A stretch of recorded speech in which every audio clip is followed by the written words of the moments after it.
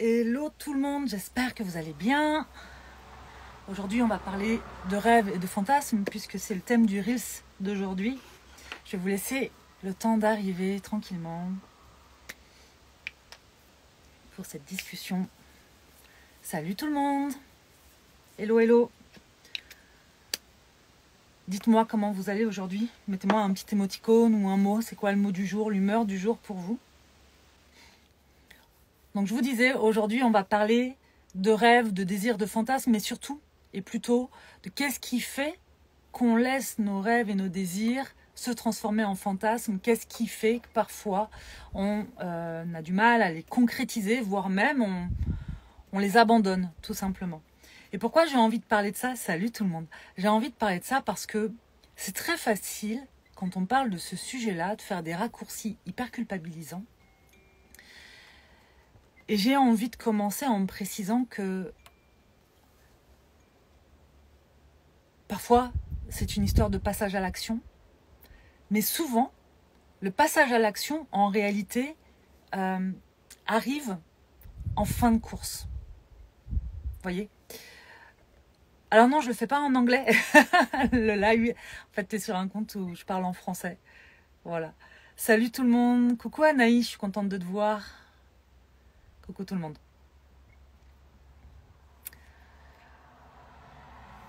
Donc, je vous disais, le passage à l'action arrive parfois en fin de course. Avant ça, il y a quand même des choses à comprendre. C'est que on a un tas de croyances sur plein de choses.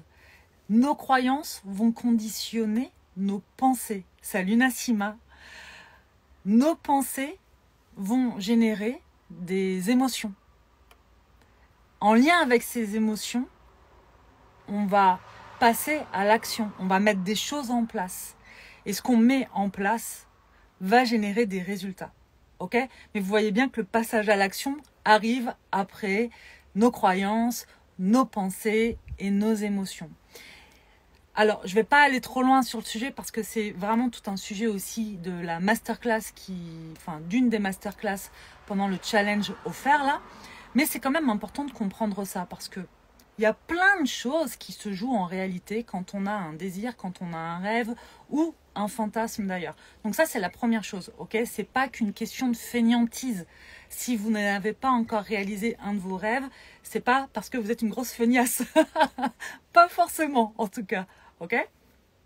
Il peut se passer plein de choses. Nos croyances peuvent nous raconter plein de choses. Il peut y avoir un gros nœud de peur. Ça va aussi, parfois, beaucoup dépendre de notre entourage, du milieu dans lequel on vit. Ok?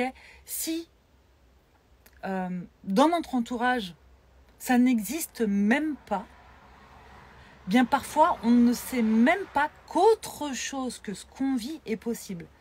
Salut tout le monde. C'est-à-dire que on sait, parce qu'on sent, qu'il y a un truc qui n'est pas juste,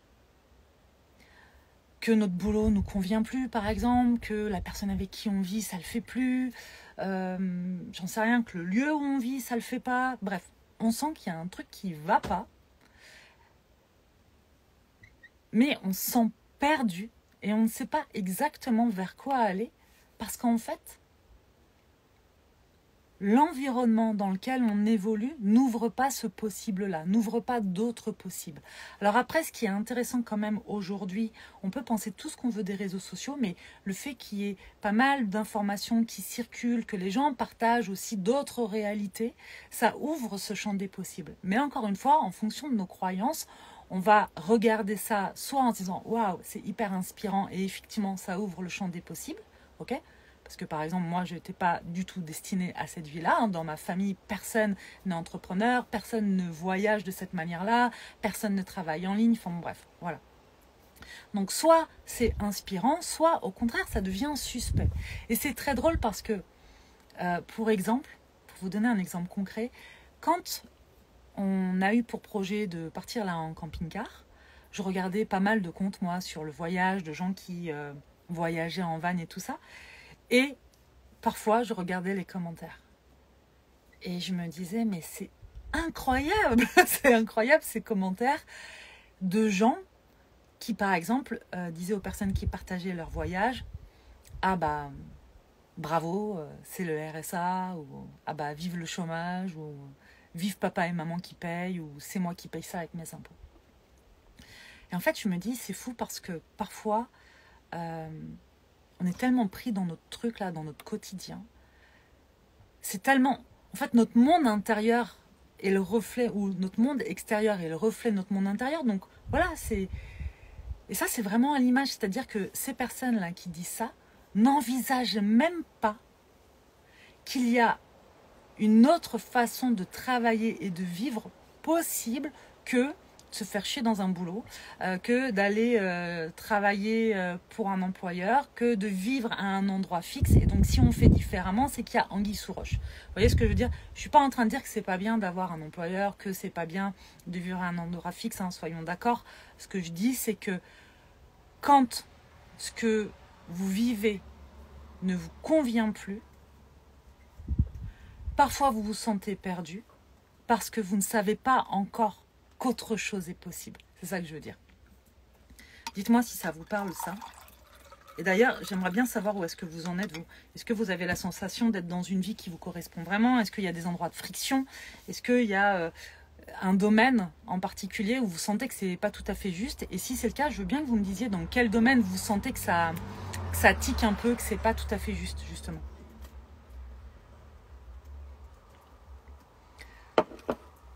Pour vous donner un exemple, quand on s'est mis ensemble avec Sébastien, il était ingénieur dans l'aérospatiale.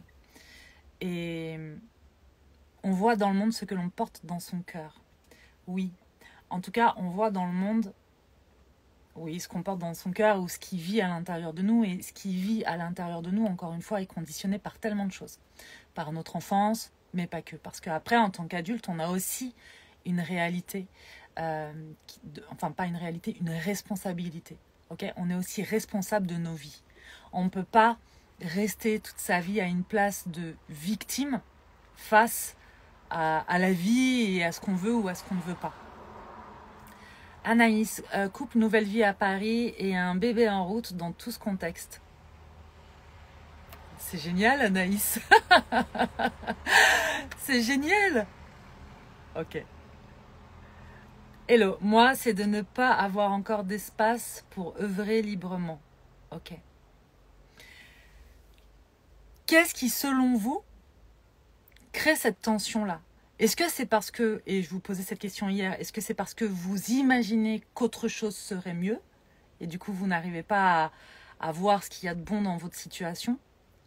Est-ce que, qu'est-ce qui vous empêche de vous offrir ce dont vous auriez besoin?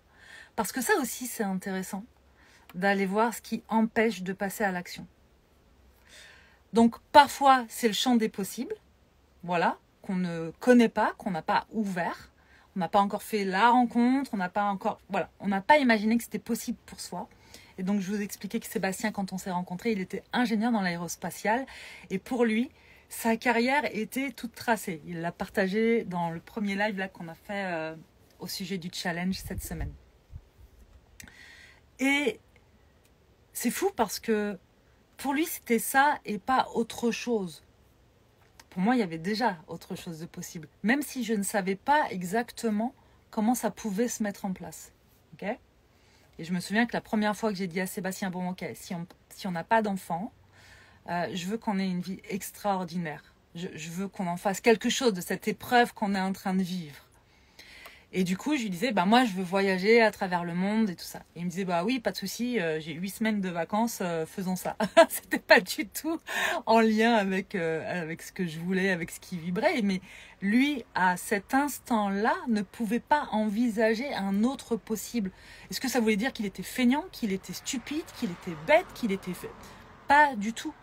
C'est juste que dans son système de croyance à lui, la seule façon de vivre, d'avancer, de grandir, c'était de travailler de cette manière-là. Il était cadre, il était ingénieur, dans un milieu particulier qui lui donnait une certaine confiance en lui, une certaine image. Bon bref, c'était sa vie, quoi. Et puis en fin de compte, ce qui est fou, c'est qu'aujourd'hui, si vous lui posez la question à lui, et je le regarde, comment tu te sens dans notre vie d'aujourd'hui. Sébastien, chaque jour, il me dit, je kiffe notre vie. Chaque jour, il me dit, c'est fou ce qu'on est en train de vivre, c'est génial et tout ça en fait.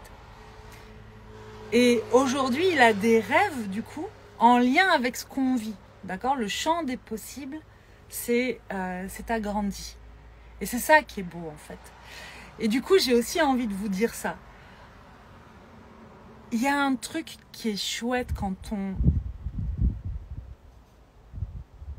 on s'ouvre aux possibilités, aux opportunités. C'est que il peut se présenter à un moment donné à nous quelque chose qu'on n'avait jamais envisagé. Et il y a cette notion, vous savez, on parle du yes day en fait, de ce jour où on dit oui aux choses. Et en fait, dire oui aux choses, c'est ça, c'est s'ouvrir aux opportunités, s'ouvrir à l'inconnu, s'ouvrir à des choses auxquelles on ne pensait peut-être pas avant. Ça permet vraiment...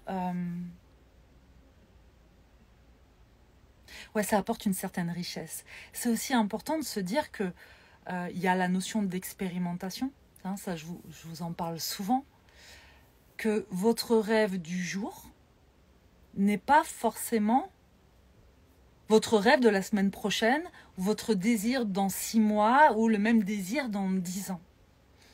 C'est important parce qu'il y a aussi, quand on réalise pas nos rêves ou nos désirs, quand on ne passe pas à l'action, parfois il y a une idée aussi de j'ai peur du jugement extérieur, j'ai peur de sortir des sentiers battus et d'être jugée, j'ai peur d'être rejetée, j'ai peur de plus faire partie de mon clan si je suis trop différente.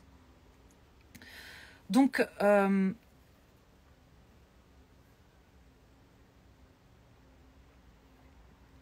ces notions de peur et ces notions de rejet, elles sont normales, elles sont presque viscérales, okay, parce qu'on a envie d'être aimé, on a envie d'être compris, surtout par les gens qu'on aime et qu'on apprécie. Il faut bien vous dire une chose, c'est que oui, c'est vrai, quand on s'offre, quand on se crée une vie qu'on désire, quand on concrétise des rêves, il y a des gens que ça va inspirer, de votre entourage et plus peut-être. Et puis il y a des gens que ça va frustrer, que ça va énerver, des gens qui vont pas comprendre, des gens qui vont tenter de vous dire c'est pas possible, des gens qui vont... Il y aura ça. Et je vous le disais, je crois que c'est hier, je vous disais, il y a des gens qui apporteront un jugement, qui vous diront que c'est nul, pas possible, pour quelque chose que vous êtes en train de faire, et d'autres personnes qui vous diront, pour exactement la même chose que vous êtes en train de faire, que c'est génial, que c'est inspirant, que c'est... Enfin, voilà. Vous voyez, c'est comme rechercher l'appréciation ou l'amour des gens. Il y a des gens qui vous aimeront très très fort pour certaines choses et d'autres personnes qui vous détesteront pour exactement les mêmes choses. Donc en fait, cette histoire de regard extérieur, je pense que c'est important de comprendre que le regard de tout le monde ne compte pas. Ok ? Et que ce qui va primer en premier, c'est le regard que vous portez sur vous-même. Parce que c'est avec vous que vous vivez au quotidien, à chaque minute, à chaque instant. On a besoin des autres. On est en lien. On est des êtres de lien. On a besoin des autres. Mais on a besoin des autres dans un rapport aussi, plus sain pour soi. Ok ? Quand le regard extérieur devient le curseur le plus important, on commence à être dans quelque chose qui devient toxique pour soi. Parce qu'on finit par se frustrer, on finit par s'interdire d'être. C'est pour ça aussi qu'il y a une des masterclass qui s'appelle « Oser être ». Parce que être soi, c'est pas toujours évident aussi, surtout quand on commence à se dire « tiens, je sors un peu du moule ». Ok ? J'ai vu que vous m'aviez partagé pas mal de choses. Je remonte. Tout est possible, oui. Dire oui à la vie qui nous traverse, qu'importe sa couleur, sa forme, c'est simple et tellement complexe. Merci fort, Maxi Love à tout le monde. Merci Céline, je t'envoie plein d'amour aussi. C'est simple et c'est complexe. Tu sais quoi, c'est deux mots qui décrivent la vie, c'est simple, et l'humain qui est complexe. On est complexe, mais c'est ce qui fait aussi que y a tant de richesse, tant de diversité. Mais oui, en fait, quand on parle de l'humain, c'est jamais tout blanc, c'est jamais... En fait, on est tout un panel de dégradés de couleurs et c'est important de le prendre en compte. C'est pour ça que, en fait, si vous allez sur mon compte, je partage plein de choses autour de l'état d'esprit, du passage à l'action et tout ça. Et donc, ça me semblait aussi important de faire ces petites retouches parce que forcément, sur un post ou sur un Reels qui dure 5 secondes, c'est quelque chose, hop, que je pioche, je sors un peu de son contexte pour aussi venir faire émerger quelque chose, impulser quelque chose chez vous, une émotion, une pensée, une action, peu importe. Mais encore une fois, c'est tellement plus complexe que ça. Alors, oui, s'ouvrir, absolument. Absolument, absolument. S'ouvrir, c'est aussi s'ouvrir aux autres, hein, parce que quand je dis attention à l'importance qu'on apporte au regard extérieur, mais en même temps, les opportunités et la richesse de la vie et tout ça est aussi en lien avec notre faculté à rentrer en relation avec les gens. Ça ne veut pas dire qu'il nous faut 36 000 personnes autour de nous, hein, mais je pense que c'est aussi important d'être entouré et surtout bien entouré.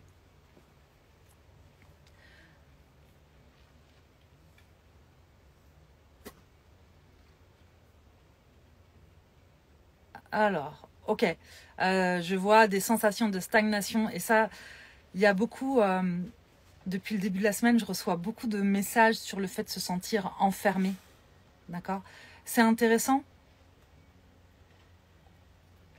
cette notion d'enfermement qu'on ressent et que j'ai déjà pu ressentir plein de fois et même que je peux ressentir encore aujourd'hui, parfois, alors que honnêtement, on a une vie remplie de liberté. Sébastien et moi, on a vraiment fait en sorte aujourd'hui qu'on ait le moins de contraintes possible.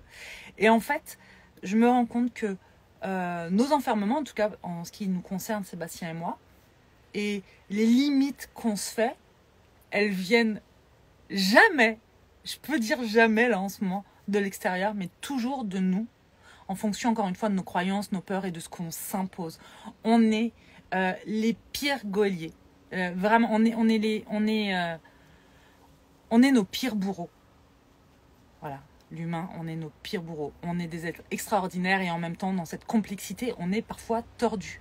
Voilà. Parfois, avec Sébastien, on reste dans des situations ou dans des lieux qui nous conviennent pas. Puis on met un temps, en fait, avant de se rendre compte de... Mais en fait, rien ne nous oblige à subir ça. Allez, go, on y va. Mais parfois, on est pris dans notre truc et on ne se rend pas compte tout de suite. Okay, donc en fait, quand vous vous sentez enfermé, en réalité, hormis les histoires que vous vous racontez dans votre tête, qu'est-ce qui vous enferme vraiment? Parce que je sais que par exemple, la question du boulot peut être une vraie question pour beaucoup parce qu'il y a une réalité. Pour pouvoir se loger, se nourrir, il faut de l'argent pour pouvoir subvenir à ses besoins. Voilà. Bien qu'il y ait plein d'autres manières de pouvoir se loger d'ailleurs. Enfin bref, on va partir sur une espèce de généralité. Et la plupart des gens se disent je ne peux pas quitter mon boulot parce que sinon je vais me mettre en danger financièrement. Okay, et c'est vrai que c'est important de répondre à son besoin de sécurité. Mais parfois, notre besoin de sécurité, en réalité, il n'a rien à voir avec notre boulot. Il n'a rien à voir avec l'argent qu'on génère ou pas. Il a juste à voir, encore une fois, avec ce qui se passe en nous et avec nos croyances, avec l'éducation qu'on a eue, avec les traumas ou les blessures qui sont là et qui conditionnent peut-être certaines pensées, certaines émotions. D'accord ?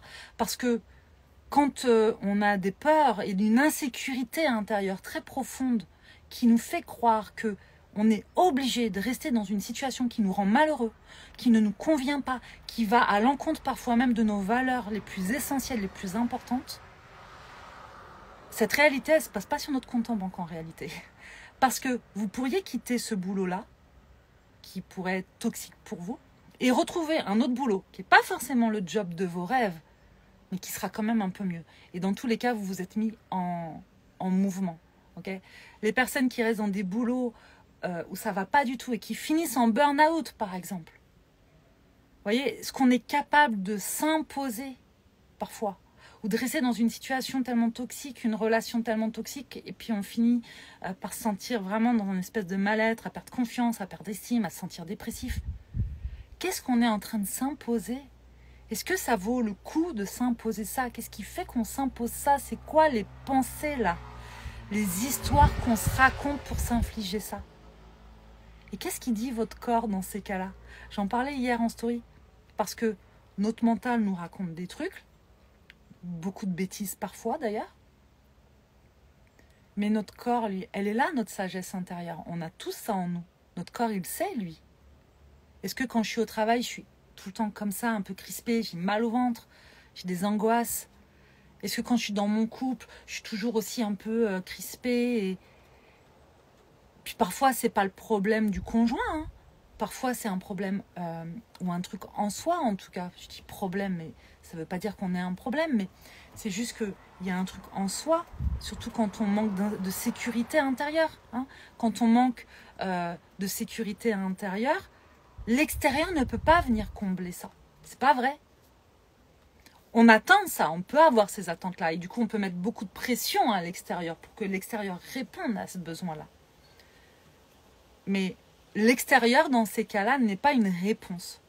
L'extérieur peut être une réponse pour soutenir, pour impulser, pour vous aider à regarder vos angles morts, par exemple, si vous consultez un thérapeute, un coach ou je ne sais quoi.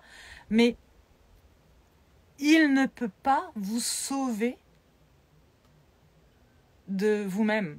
Il ne peut pas venir générer cette sécurité dont vous avez tant besoin. Donc, c'est à vous et à vous seul. Et je sais de quoi je parle parce que cette insécurité intérieure, je vous l'ai déjà partagé, c'est comme estime de soi, avec l'enfance que j'ai eue, hyper traumatique et tout ça. Je sais que c'est mes talons d'Achille. Je sais que c'est mes fragilités. Donc en fait, au quotidien, je mets un focus là-dessus. Au quotidien, je vais dans mon jardin intérieur et j'arrose ça. Je prends le temps d'arroser ça. Et de checker, est-ce que c'est correct là? Est-ce que c'est ok pour moi ce qui se passe? Hein, quand mon corps il commence à venir me titiller, je vais regarder, ok, là, ça fait 3 jours que je dors mal, que j'ai mal au dos, que j'ai mal au ventre, que j'ai mal à la nuque. Tiens, là, j'ai une infection urinaire. Ah bah là, j'ai ceci. Ah bah, ouais, ok. Et c'est pas normal ça.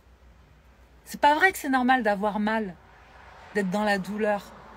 Hein, quand on est une femme, on nous fait croire des fois, oui, bah c'est normal, t'as mal, c'est ok. Non, c'est pas normal. Qu'est-ce que votre corps il est en train de vous dire? Alors, je dis femme, mais pour les hommes, c'est pareil. Qu'est-ce que notre corps est en train de nous dire de la situation qu'on est en train de vivre? Et encore une fois, parfois, on s'impose quelque chose aussi parce qu'on ne s'imagine pas autre chose. Ou parfois, on reste bloqué dans une situation parce qu'on ne connaît pas, on n'est pas sûr à 3000% que l'après sera mieux. Mais l'après sera différent. Est-ce que ça, c'est pas déjà suffisant? Est-ce que c'est pas déjà suffisant? Parce qu'en fait, si vous vous arrêtez sur ce que vous savez, ok? Ce que vous savez, c'est qu'aujourd'hui, c'est la merde, par exemple. Est-ce que ça suffit pas pour dire que vous allez tester autre chose? Peut-être que la version d'après, ce sera pas la bonne non plus. Mais de toute façon, qu'est-ce que vous avez d'autre à faire que d'expérimenter votre vie jusqu'à ce que vous vous y sentiez bien, que ça vous convienne, que vous ayez assez de confiance en vous pour vous dire tant que ça me convient, c'est génial, et le jour où ça me convient plus, pas de problème, je serai réajustée pour que ça me convienne à nouveau. Qu'avez-vous d'autre à faire? Qu'y a-t-il de plus urgent que ça? Franchement, rien. C'est pas l'urgence n'est pas de donner raison à toutes ces pensées qui vous traversent. Je suis pas en train de vous donner une leçon. Hein. J'ai juste envie de, vous savez, d'aller chercher ça là en vous, ce truc là, ce truc de putain, mais oui, bien sûr. Parce que moi, je l'ai vécu tellement de fois, ce truc-là. Je sais combien c'est bon, ça donne un élan, ça, c'est un carburant. C'est une émotion, ça, qui est chargée d'une énergie et d'un carburant qui peut nous amener ailleurs. Peu importe quel est cet ailleurs. Il y a plein de manières de faire les choses. Le problème, c'est que souvent, on manque un peu d'imagination ou on s'autorise pas assez. Moi, je crois qu'on s'autorise pas assez, en réalité, de choses. Parce que, encore une fois, on a peur d'être farfelu, on a peur de se tromper. C'est la honte si on se trompe, c'est la honte si on a fait quelque chose et que ça n'a pas duré dans le temps. C'est la honte si... La honte pour qui, en fait? Vis-à-vis de qui? De gens qui font pas mieux? De gens qui ont peur? De gens... Enfin, vous voyez? De qui vous vous inspirez? Qui sont les regards extérieurs qui ont tant d'importance pour vous? Est-ce que même ces personnes-là, d'ailleurs, si vous faisiez quelque chose qui sort un peu de l'ordinaire, est-ce que vraiment ces personnes-là vous tourneraient le dos? Moi, je crois parfois aussi que ce qu'on s'imagine du regard extérieur est souvent en lien aussi avec le regard qu'on porte sur soi-même. Donc, c'est aussi beaucoup une question d'estime de soi. Hein, comment je me considère? Quels sont les mots qui me traversent quand je parle de moi-même? Est-ce que j'ai tendance à me dire, ok, tranquille, ça va le faire et on va faire en sorte que ça le fasse, je vais faire en sorte de rendre les choses possibles, ou est-ce que vous êtes en train de vous dire, non mais vas-y, laisse tomber, de toute façon tu n'y arriveras jamais, tout ce que tu fais c'est nul, t'as pas de chance, tu te rends pas compte, tu peux pas faire ça. C'est quoi qui vous traverse en fait au quotidien? La honte de se tromper. Merci Céline pour ton partage. La peur de se tromper, c'est fou ça, ce truc, hein. Sébastien et moi, on est très différents pour ça. Quand on a commencé à créer Soma Soa, je vous en ai déjà parlé, peut-être que d'autres m'ont jamais entendu parler de ça, mais quand on a créé Soma Soa, je peux vous assurer qu'il y a beaucoup de gens dans notre entourage qui comprenaient absolument pas ce qu'on était en train de faire. Parce que ça n'existait pas dans notre monde, dans notre entourage en fait. Quand on a créé ça, on n'avait aucun de nos amis qui travaillaient en ligne, qui étaient dans ce business-là, et encore plus dans le dev perso et tout ça. Donc en fait, il y avait des gens qui disaient à Seb, bon, ok, Sandra, là, on a l'habitude. Mais toi, putain, toi, t'es ingénieur dans l'aérospatiale. Qu'est-ce que tu fais, gars? Et en fait, Seb, ça lui crée des endroits de peur, de frustration. Et au début, dans Soma Soa, lui, il s'est mis vachement de pression. Il faut qu'on réussisse. Il faut qu'on prouve aux gens qu'on peut réussir. Il faut qu'on prouve à mes parents. Il faut qu'on prouve à nos amis. Il faut que... Et moi, j'étais en mode, mais on n'a rien à prouver, en fait. Est-ce que nous, ça nous fait vibrer? Est-ce que nous, on est en train de kiffer? Et en fait, ce qui était drôle, c'est que les gens allaient voir Sébastien pour lui dire ça, mais à moi, ils ne me tenaient pas du tout le même discours parce qu'ils savaient très bien. Et même si certains me disaient, ouais, on s'inquiète un peu pour vous. Et moi, je leur disais, mais t'inquiète pas pour nous, en fait, parce que tout va bien. Et même si on se plante, on saura rebondir. C'est la réalité. En fait, il y a quand même peu d'endroits où on joue réellement notre vie. Hein. Il y a peu d'endroits où on est en danger de mort. Hein.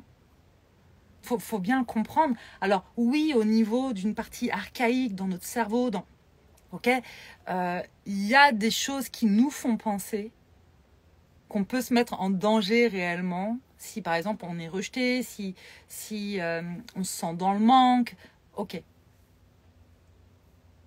Il y a un espèce de conditionnement archaïque qui peut faire ça. Mais ensuite, on peut prendre un peu de recul quand même et observer la situation avec plus de... Vous voyez?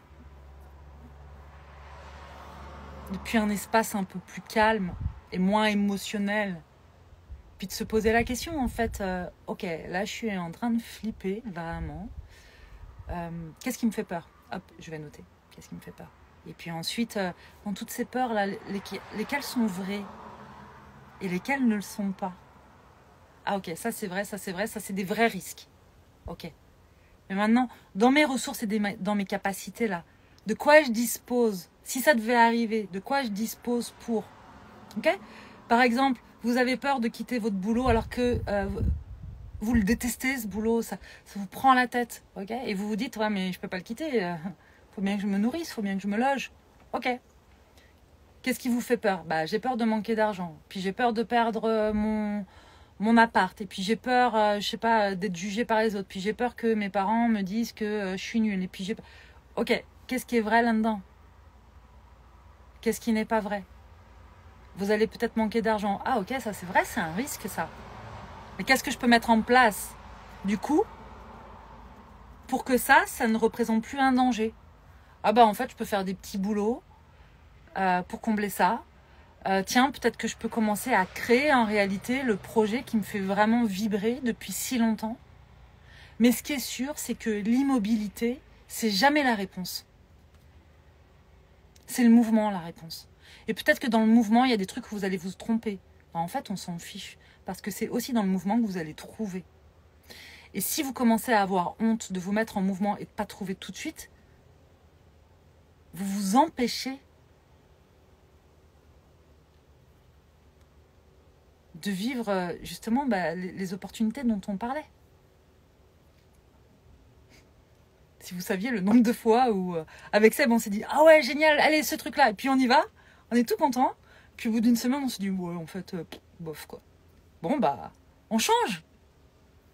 Je veux dire, on a plein d'histoires à raconter, c'est pas un problème, ça. Je peux tenir une année avec vous, là, en live, pour vous raconter toutes nos péripéties, nos histoires, nos trucs géniaux, nos trucs complètement merdiques. C'est la vie, c'est ça, en fait, la vie. Ok ? Donc, en fait, si vous pensez que l'objectif, c'est de tout concrétiser, effectivement, ça donne une certaine pression. Parce que dans tout ce qu'on rêve et tout ce qu'on désire, il y a des choses qui sont faites pour aller jusqu'au bout, puis il y a d'autres choses qui ne sont faites que pour vivre l'expérience du chemin. Vous comprenez ? Puis en chemin, à un moment donné, on peut se rendre compte que, non, en fait, c'est pas vraiment ça que je voulais, je veux plutôt ça. Mais réajuster dans ces cas-là. C'est pas le problème. Pour moi, le curseur qui est important, c'est mon degré de joie et de plaisir. Alors, allez voir c'est quoi votre curseur à vous. Ok ? Mais ce qui est sûr, c'est que le curseur de la facilité, oui, vous pouvez faire le choix de la facilité pour tout. Mais est-ce que le choix de la facilité est le choix qui va vous épanouir le plus ? Vous voyez ? Ah trouver un autre boulot, c'est compliqué. Ah, me lancer à mon compte, c'est compliqué. Ouais. Rester dans cette situation, c'est douloureux, mais au moins c'est plus facile. Ok. Ouais, mais c'est douloureux. Alors du coup, qu'est-ce qu'on veut ? On veut s'épanouir, se créer une vie qu'on désire, ou est-ce qu'on veut rester dans une forme de merde ? Ça pue, mais c'est un caca qu'on connaît. Et c'est ok aussi, il n'y a pas à se juger par rapport à ça, il y a juste à avoir assez de sincérité vis-à-vis de nous-mêmes pour faire un état des lieux.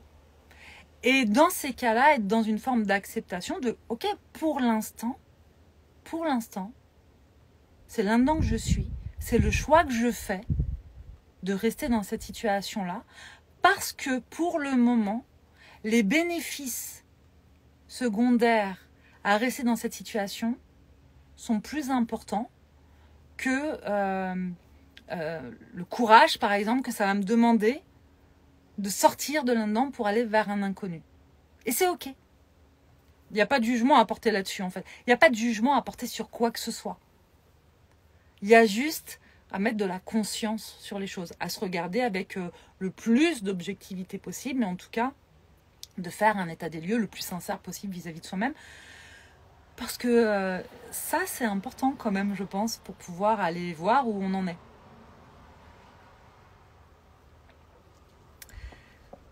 Juste, je regarde, là, je m'étais noté 2-3 trucs. Alors, lol, c'est exactement tout ce que je me suis fait vivre, que je vais bientôt arrêter. Top. Égale immobilité plus la dèche financière. J'ai quitté un CDI il y a 4 ans et tout ce que tu dis est tellement vrai. Merci Céline. Ce que je vous dis, c'est pas qu'une vue de l'esprit. Hein. C'est des choses que moi j'ai vécues. C'est des choses que des personnes que j'ai accompagnées, parce que je travaille avec l'humain et dans l'accompagnement depuis très longtemps maintenant. Donc, c'est des choses qui sortent pas juste comme ça de nulle part.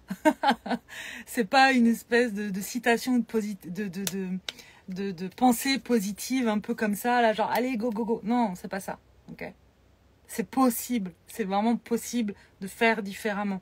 Mais tant que vous restez englué dans cette pensée, dans les peurs, dans vos croyances de c'est pas possible, vous pourrez pas mettre des actions en place différentes. C'est pour ça que je vous dis, attention, avant le passage à l'action, il se passe plein de choses avant qu'il faut aller visiter. C'est pour ça qu'on a toute une masterclass aussi qu'on propose dans le challenge qu'on offre là sur les croyances. Parce que les croyances, C'est la base. Hein? Vous ne pouvez pas changer les résultats dans votre vie si vous n'allez pas d'abord visiter vos croyances, parce que ces croyances-là, encore une fois, vont conditionner les pensées, les émotions, le passage à l'action, etc. etc. Okay? Vous n'allez pas passer à l'action sur un truc si dans vos croyances, il y a un truc du genre, si je fais ça, je vais crever. Si je fais ça, je vais finir seule. Si je fais ça, je suis une mauvaise personne.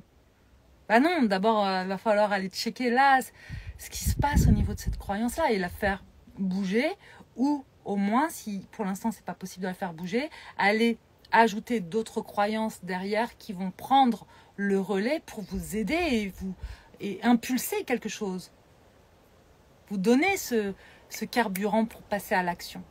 Vous comprenez? Mais il ne s'agit pas juste de je passe à l'action. Mais des fois si. C'est pour ça que je vous dis, en fait, c'est tellement plus complexe que ça. Des fois, on sait, on a les capacités, on a conscience que, puis on procrastine. Alors encore une fois, parce qu'il y a d'autres petites voix, on se laisse aller par le mental et tout ça. Vous comprenez, je vous disais là juste avant, il y a des rêves qui méritent d'aller jusqu'au bout. Alors c'est pas une question de mérite, hein, mais c'est juste pour que vous compreniez. Puis il y a d'autres rêves qui sont faits juste pour qu'on explore le chemin. Ok. Ce qui est intéressant là-dedans, c'est de savoir s'arrêter quand en fin de compte on se rend compte que c'est plus pour nous. Mais ce qui serait dommage et frustrant, c'est de s'arrêter en cours de chemin parce qu'on a écouté nos petites voix dans notre tête qui nous racontaient du caca, ou parce qu'on a trop peur, ou parce que... vous comprenez? Ça, ce serait dommage en fait. Donc, dans ces cas-là, c'est quand même aussi aller muscler un peu son mental, bien s'entourer, créer des choses pour nous supporter sur le chemin de la concrétisation de nos rêves. Et puis, quels sont nos rêves? Où est-ce qu'on met la barre? Parfois, un rêve, il a besoin aussi d'être réajusté pour devenir possible dans notre esprit. Ok, si j'ai 70 ans et que je me dis que je veux mettre un pied sur la Lune, c'est un rêve, un désir ou un fantasme. Enfin, vous voyez, donc peut-être que je peux réajuster et me dire que déjà je peux faire un beau voyage. C'est pas mal. Donc je suis pas en train de vous dire qu'il faut minimiser vos rêves et jouer petit. C'est pas du tout dans ce que je veux vous transmettre ni dans mon tempérament.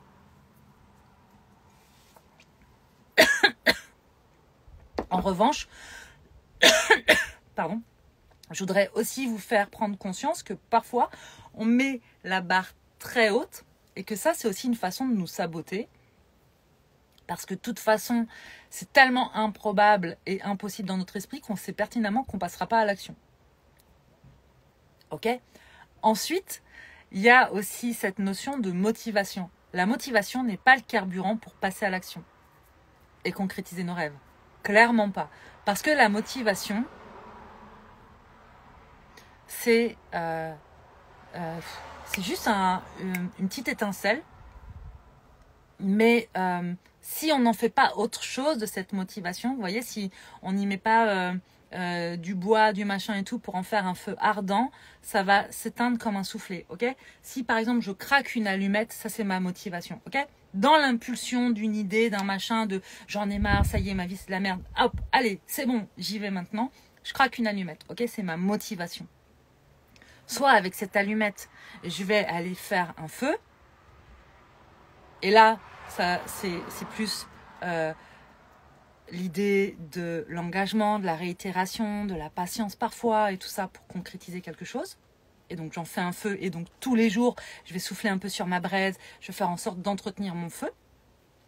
Soit, je compte que sur ma motivation et votre allumette, à un moment donné, elle va s'éteindre, forcément. Donc, c'est pas une question de motivation non plus, la concrétisation de ses rêves et le fait de s'offrir la vie qu'on désire.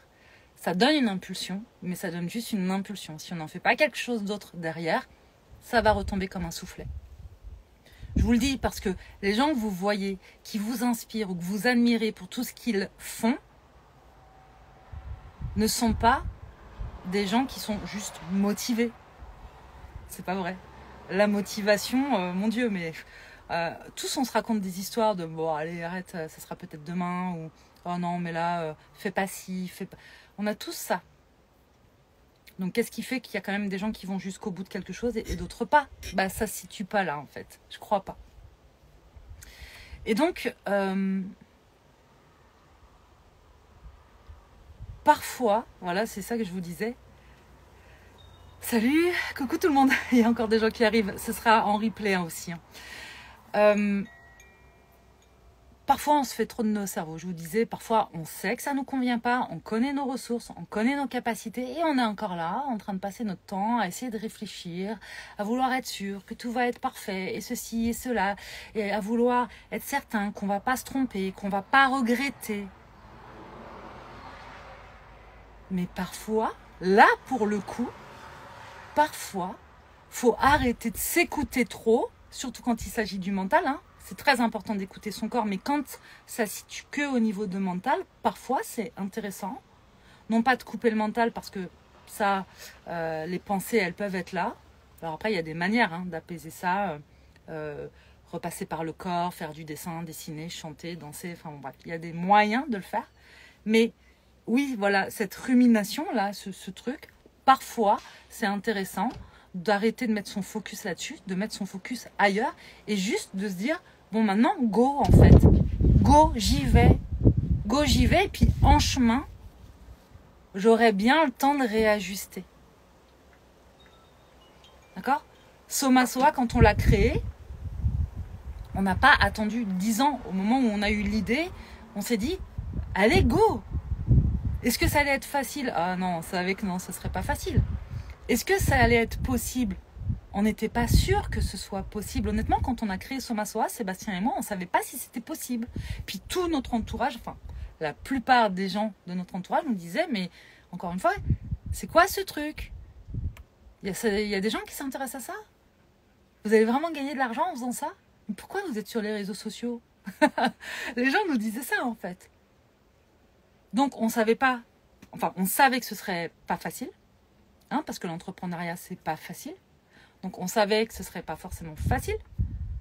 On ne savait pas si ce serait vraiment possible. Par contre, ce qu'on savait, en tout cas ce que moi je savais, c'est que ça m'animait tellement.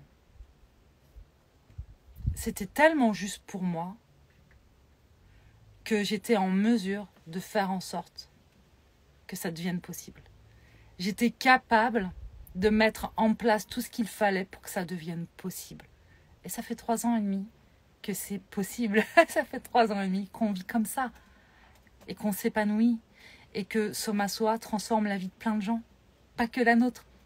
Ça transforme la vie de nos tribus, ça transforme la vie des gens qui sont avec nous dans les programmes, dans les formations, dans les challenges, dans ce qu'on offre, dans ce qu'on vend.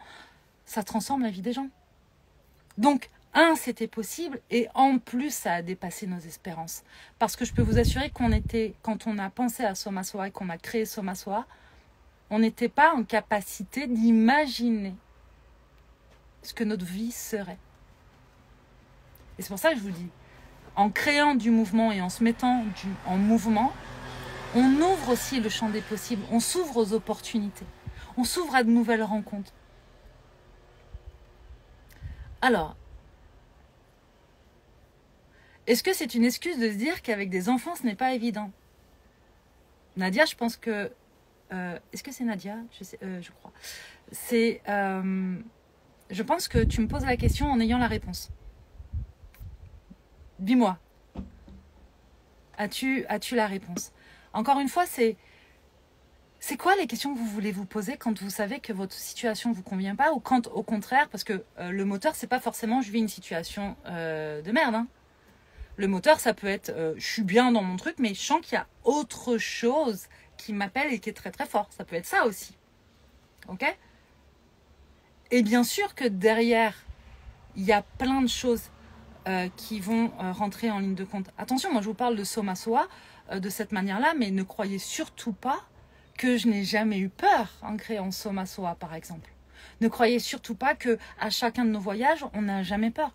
On a toujours la peur qui nous accompagne. Par contre, c'est pas elle qui a le dernier mot. Ni le premier d'ailleurs. Mais on va l'écouter à un moment donné juste pour aller checker, ok, ce qu'elle nous dit là, ça a du sens ou pas ?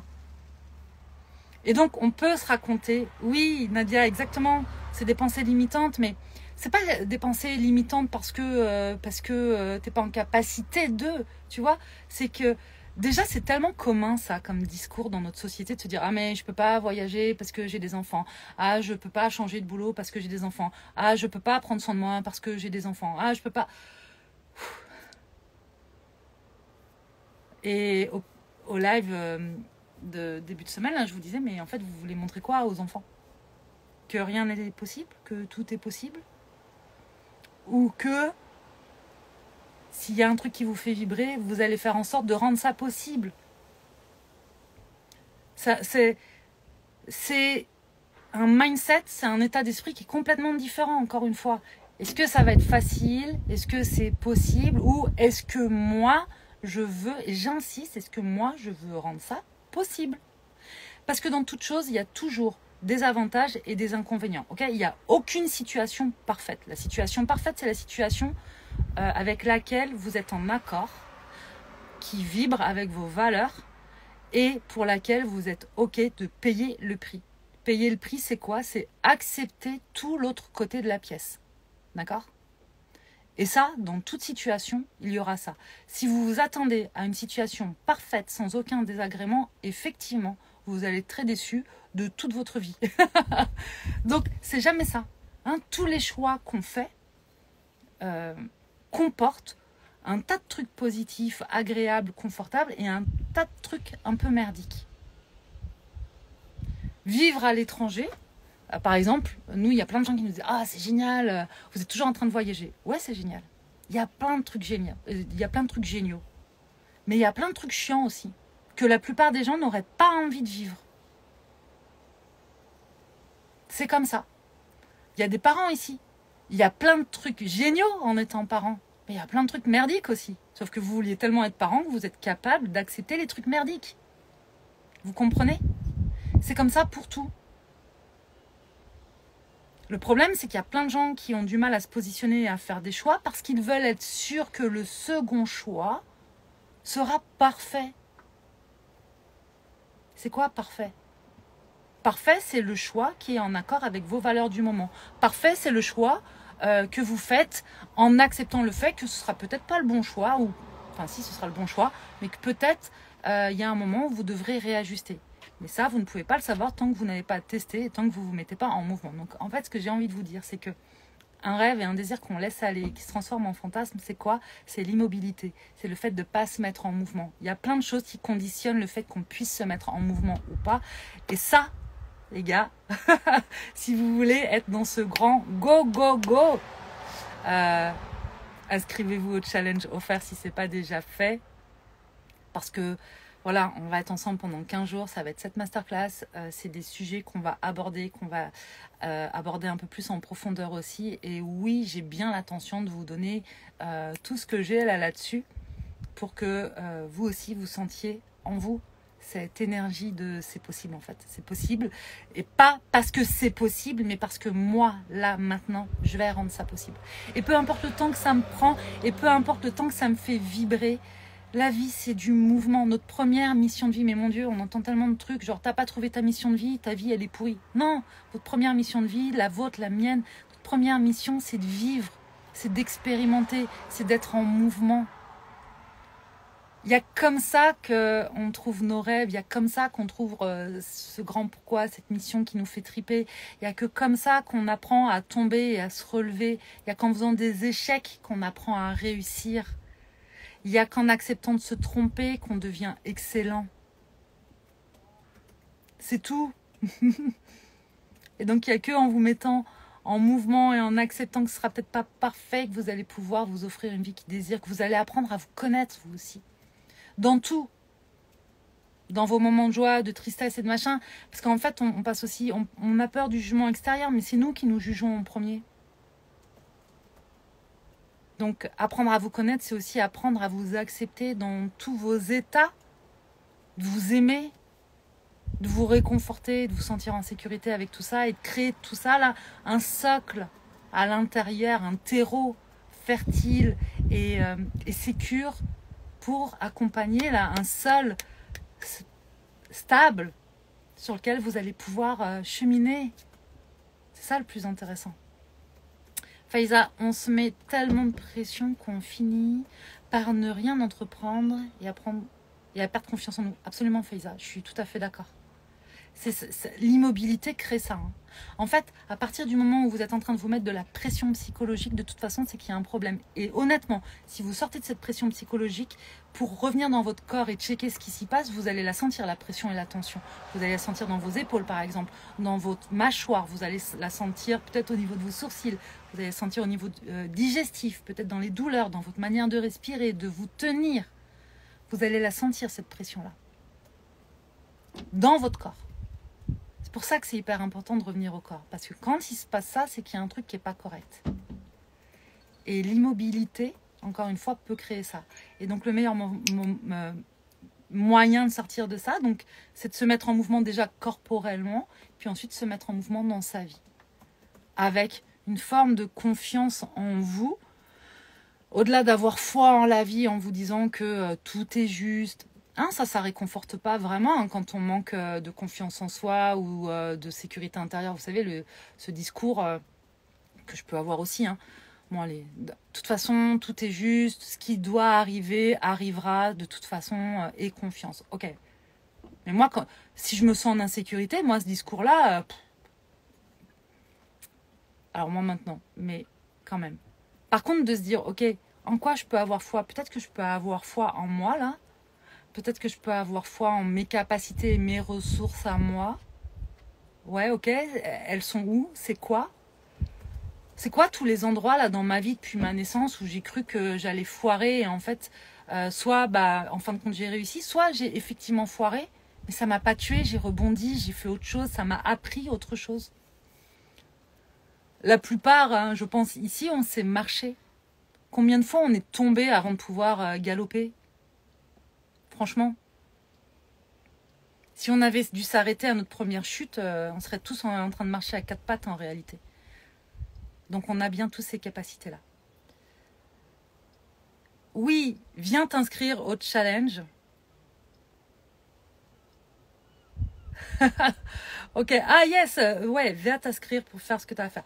Inscrivez-vous, faites, mettez-vous en mouvement. Personne ne vous impose que ce soit parfait, il n'y a que vous qui vous imposez ça.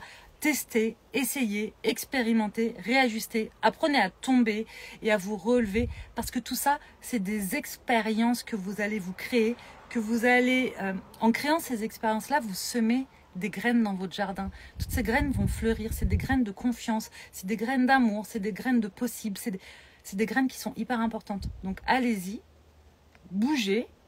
Et si ce n'est pas encore fait, je vous rappelle qu'une des premières actions à faire là et qui vous coûte rien si ce n'est 3 clics, c'est d'aller vous inscrire au challenge qui est offert encore une fois. On se retrouvera pendant 2 semaines du 28 août au 9 septembre avec cette masterclass de midi et demi à 13h30. Il y aura des replays pour les personnes qui ne pourront pas. Et puis voilà. Alors, as-tu reçu mon message concernant le pourquoi c'est difficile de rencontrer la bonne personne même si je suis heureuse d'être maman et épanouie dans mon travail? Encore une fois, en fait, tu as ta réponse dans ta question. À chaque fois que vous employez le mot « est-ce que ça va être facile » ou « pourquoi c'est difficile », moi j'ai envie de vous poser la question de qu'est-ce que toi tu fais pour rendre ça possible? Est-ce que c'est le plus intéressant de te demander si c'est facile ou pas? Rencontrer quelqu'un avec qui on va s'épanouir, c'est déjà aller voir où sont mes espaces d'épanouissement. Ensuite, être en couple. Est-ce que c'est que facile d'être en couple? Non, c'est pas vrai. Être en couple, ça demande de la remise en question. Ça demande d'aller visiter ces zones d'ombre. Parce qu'honnêtement, il n'y a pas d'espace plus challengeant que la vie de couple. Okay, l'autre, il est là, des fois, en train de triturer. et c'est deux mondes qui se rencontrent, c'est des peurs qui se rencontrent, c'est des croyances qui se rencontrent, puis c'est aussi beaucoup d'amour qui se rencontre, puis des fois, c'est des désirs différents. Bon, bref. Rencontrer la bonne personne. C'est quoi la bonne personne? C'est qui la bonne personne? Où t'en es par rapport à ça? Donc, peut-être que toi, tu le vis comme une difficulté. Mais qu'est-ce que tu as mis en place depuis le début pour ça? Et d'en mettre en place, c'est aussi qu'est-ce que tu as été visité là dans ton monde intérieur? pour faire bouger les choses. Parce qu'encore une fois, si par exemple tu as des croyances de vivre en couple, c'est difficile, vivre en couple c'est se sacrifier, vivre en couple c'est s'oublier, vivre en couple c'est être enfermé, enfin je dis n'importe quoi. Hein. Pourquoi tu voudrais vivre en couple du coup? Tu vois? Ou vivre en couple c'est important pour que je me sente bien. Vivre en couple ça va être important pour que je me sente aimée. Si je suis pas en couple, je suis nulle. Est-ce que vraiment c'est le moteur que tu veux pour trouver quelqu'un?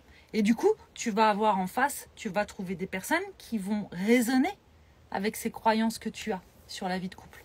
Okay, donc la vie de couple, ça commence aussi par aller visiter aussi son monde intérieur en réalité. Et comment on fait quand on est dans l'autosabotage? Ça, vous allez vous inscrire au challenge parce qu'on va en parler avec les croyances. Et je vais m'arrêter là pour aujourd'hui. Ça fait déjà presque 1 heure qu'on est ensemble. Merci beaucoup pour votre présence. Je vais le mettre en replay. Alors, vivre en couple, c'est partager et s'épanouir selon moi. Oui, absolument. Je suis tout à fait d'accord. Mais pas que. Parce que vivre en couple, c'est créer de beaux espaces et puis c'est aussi vivre avec soi-même. Donc en fait, s'il y a des choses qui bloquent en soi, il va falloir aller les visiter dans tous les cas, qu'on soit en couple ou pas. Allez, merci à vous pour votre présence, pour vos interactions. Je vais le mettre en live. N'hésitez pas à aller partager ce qui a résonné pour vous en commentaire. C'est précieux les interactions.